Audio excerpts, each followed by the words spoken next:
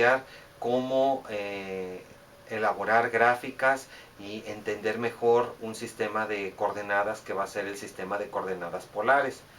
Cuando nosotros tenemos una gráfica cartesiana, todo punto está descrito por dos números, x y y. En cualquiera de los puntos que podamos tener en el plano cartesiano, cualquier punto tiene asociada una coordenada x y una coordenada y. Pero si nosotros tomáramos una especie de radar en el cual definiéramos nosotros un origen o polo, por eso se llaman coordenadas polares, podríamos describir un punto cualquiera a través de dos números. Uno de ellos sería la separación que tiene de ese polo. A esa separación le vamos a asignar la letra griega rho. Esta como P es la letra griega rho.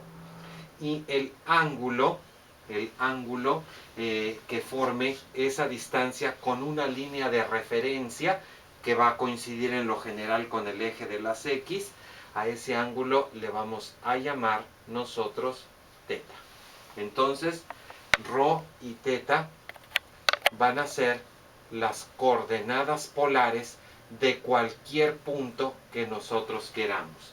Entonces, desde luego al punto, lo que menos le preocupa, diciéndolo en términos generales, es en qué coordenadas lo describa, de tal manera que debe haber una equivalencia entre ambas. Y esa equivalencia la podemos encontrar rápidamente si nosotros asociamos la distancia polar rho y el ángulo teta con la x y la y. Rápidamente nos podríamos dar cuenta que aquí tenemos un triángulo rectángulo, aquí tenemos el cateto opuesto. El cateto opuesto es la hipotenusa por el seno del ángulo, y aquí tenemos el cateto adyacente. El cateto adyacente es la hipotenusa por el coseno del ángulo, de tal manera que la conversión sería: la coordenada x es precisamente la coordenada rho por el coseno de teta, esa es la coordenada x, la equivalencia, y la y sería rho por el seno. Entonces, así podríamos nosotros, cuando tenemos información en coordenadas polares, convertirla a cartesiana. El proceso inverso es algo más interesante, y sí insistiremos sobre ello en un momento más. Es importante, antes de ello, entender un poquito lo que estamos describiendo con el ángulo teta. El ángulo teta se refiere a ángulos. Como nosotros vamos a estar trabajando constantemente con hojas de cálculo, con sistemas de cálculo como MATLAB o calculadoras de bolsillo, hemos de entender que las unidades son muy importantes para nosotros. Hagamos un pequeño paréntesis dentro de nuestra descripción para estudiar cómo podemos encontrar diversas modalidades de los ángulos. Lo más que estamos nosotros impuestos de toda la vida es a decir que un ángulo de una vuelta, estamos muy impuestos a llamarle 360 grados. Entonces, esas son unidades que nosotros les llamamos de tipo sexagesimal. El nombre viene de que tenemos en cada grado 60 minutos, en cada minuto 60 segundos.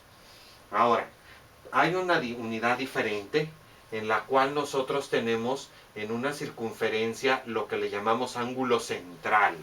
Ángulo central. El ángulo central en la circunferencia es aquel cuyos lados son 2 radios, y bueno, pues siempre va a definir un arco. Cuando nosotros decimos que cualquiera que sea el radio subtiende un arco, y ese arco fuera igual al radio, imaginando que esta distancia pudiéramos superponerla sobre este arco para que tengamos radio radio y radio, entonces el ángulo que se está formando lo definimos como un radián.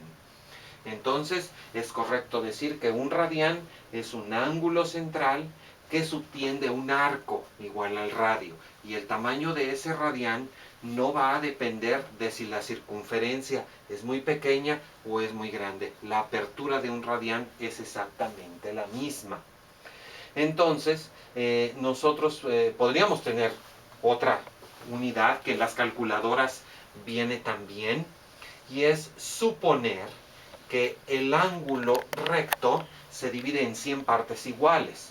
Esa división en 100 partes iguales, cada uno de esas 100 partes iguales se le llama gradián.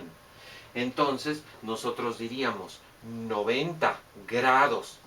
El ángulo recto sería igual a 100 gradianes. Sin embargo, esta unidad de medición no es muy común para nosotros en la mayor parte de los contextos que manejaremos, y solamente deberemos tener cuidado en el momento de utilizar la calculadora de verificar en el display de la misma que estemos utilizando o unidades sexagesimales o unidades de radián, que también se llaman unidades cíclicas, o bien que estemos utilizando gradianes. Debemos ser cuidadosos de qué es lo que estemos haciendo y cómo necesitamos la medición. Para poder nosotros encontrar el equivalente entre una y otra, podemos hacer algo muy sencillo, un experimento hipotético muy sencillo. Si nosotros imaginamos un pequeño observador que diera una vuelta completa, esa vuelta completa nos la podía describir de la siguiente manera.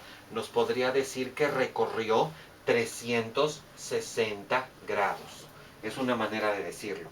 También nos podría decir que recorrió el perímetro de la circunferencia. Hay que acordarse que el perímetro es pi por diámetro, y el diámetro es 2 veces el radio. Entonces el perímetro es 2 por pi por radio. Entonces el recorrido de 360 grados es una vuelta. El recorrido de 2πr, donde r, claro, es el radio de la circunferencia, es la misma información, es una vuelta. Sin embargo, si estamos haciendo un análisis similar en el caso de las unidades cíclicas, diríamos, si el recorrido fuese de un radián,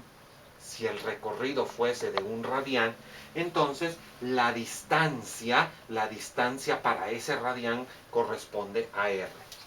Esto lo podemos convertir en una sencilla regla de 3, y por lo tanto, pues es una proporción.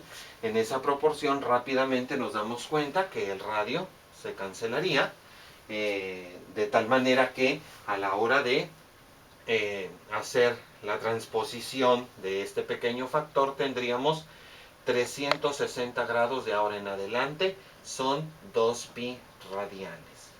Si nosotros multiplicáramos pi con todas sus cifras decimales por 2, nos daría 6.28, etcétera, etcétera, etcétera. Para no escribir todas esas decimales, podríamos sintetizar o abreviar y utilizar esta pequeña taquigrafía. En lugar de poner 6.28, etcétera, etcétera, pondríamos 2pi. De tal manera que podríamos entender, sin lugar a equivocarnos, 360 grados es 2pi radianes. Y podríamos empezar a trabajar para encontrar arcos notables. Otro de ellos sería 180 grados. Si dividimos entre 2, son pi radianes. Entonces, si queremos decir media vuelta, podríamos decir 180 grados o pi radianes, como quisiéramos. Si dividimos eso último entre 2, podríamos tener 90 grados. 90 grados al dividir entre 2 son pi sobre 2 radianes. Recordemos que aquí hay un número decimal muy grande, sus decimales son infinitos, dividido entre 2, pues me da otro número decimal. Para no escribirlo, estamos abreviando con pi sobre 2. Entonces, a partir de este momento, cada vez que pensemos en pi sobre 2 radianes, entendemos 90 grados. Volvamos a dividir entre 2. Tendríamos 45 grados, y al sacar la mitad de la mitad es la cuarta parte, pi cuartos de radián. Podríamos dividir también, digamos, el 180, podríamos dividirlo entre 3, Entonces decir 60 grados, y como estoy dividiendo entre 3, pi tercios de radian. Y podríamos dividir, ¿por qué no?, entre 6 también, de tal manera de tener 30 grados son pi sextos de radian. Entonces, estos ángulos que tenemos aquí, 360, 2 pi, 180 pi, 90 pi medios, 45 pi cuartos, 60 pi tercios y 30 pi sextos van a ser los que conoceremos como ángulos notables, y en alguna enciclopedia les llaman arcos notables también.